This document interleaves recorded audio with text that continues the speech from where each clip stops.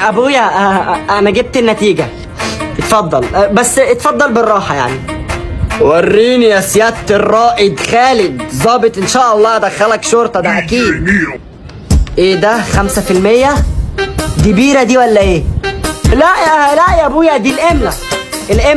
الاملا عليها 5 والتعبير عليه 5 والنحو عليه 5 وكده، والامتحان 100 سؤال ايوه. يعني ناجح في العربي ولا لا؟ ناجح صدقني بجد وحياة اقسم. طيب يا حبيبي، وايه -1 دي؟ -1 دي يا ابويا عشان انا حليت الامتحان كله صح، وحليت كمان حاجة فوق الصح، فالدرجات اتملت كلها ولفت ونزلت بالسالب.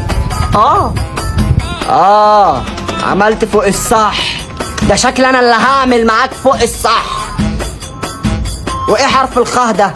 المصحح بيشخر لك؟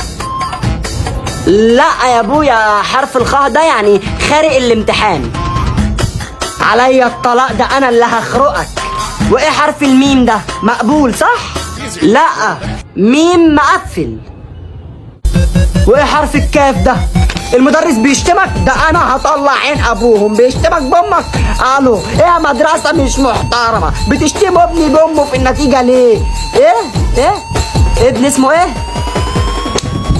ابويا بلاش يا ابويا، اسمه خالد ورقم جلوسه 1122.